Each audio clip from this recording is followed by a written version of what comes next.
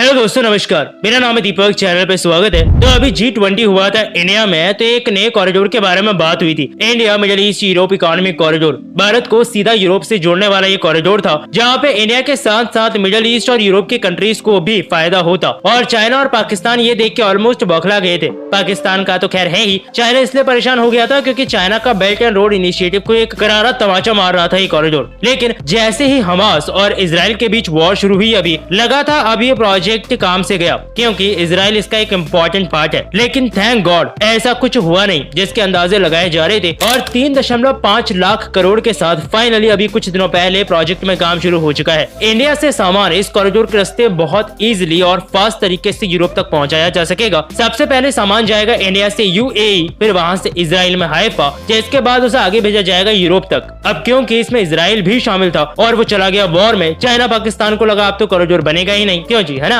China और पाकिस्तान ने बेकार में पहले ही खुशी मना ली। अच्छा, इस प्रोजेक्ट से कहीं ना कहीं रशिया को भी थोड़ा सा इशू था, जिसके दो कारण थे। एक तो यही कि पूरा वेस्ट और अमेरिका ये सब इन्वॉल्व थे इसमें, और रशिया और इनके रिलेशंस अभी कैसे चल रहे हैं सबको पता है। दूसरा ये कि रशिया का भी एक नॉर्थ साउथ कॉरिडोर बना है जो रशिया से सामान को इंडिया तक भेजता है। वो भी यूरोप से कनेक्टिविटी दे सकता है इंडिया को, लेकिन इंडिया के पास अब दूसरा ये अच्छा ऑप्शन आ गया था। तो रशिया को इसलिए भी थोड़ा इशू था। ऑल्दो रशिया ने ऑफिशियली भी ये बोला था कि हमारे लिए ये इंडिया मिडिल ईस्ट वाला कॉरिडोर कोई इशू है नहीं। वो खैर उन्होंने कहने के लिए कुछ तो कहना था इसलिए बोल दिया, लेकिन उनको थोड़ा सा इशू तो था, लेकिन इतना नहीं था जितना चाइना और पाकिस्तान को था। खैर, इस कॉरिडोर से सबसे बड़ा फायदा इंडिया को ही होगा, क्योंकि हमें डायरेक्ट एक्सेस मिल रहा है यूरोप और मिडिल ईस्ट दोनों का। बीच में खबर थी कि इटली चाइना के बेल्ट एंड रोड इनिशिएटिव से बाहर होना चाहता है, इसलिए ये कॉरिडोर चाइना के लिए सबसे बड़ा थ्रेट है और हमारे लिए गेम चेंजर भी साबित हो सकता है। खैर, बहुत अच्छी बात है, फाइनली काम शुरू हुआ। पोर्ट्स को लिंक करने का काम भी अब जल्द ही शुरू किया जाएगा। अच्छा, मैं इसमें एक चीज स्टार्टिंग में भूल गया हूँ, अभी याद आई है तो वो भी बता देता हूँ कि टर्की भी इसमें गुस्सा था, क्योंकि हमने टर्की को भी बाईपास कर दिया है। नहीं तो टर्की ही यूज होता था एज अ बफर यूरोप तक एंटर करने के लिए। खैर, भाड़ में जाए टर्की, हमें क्या,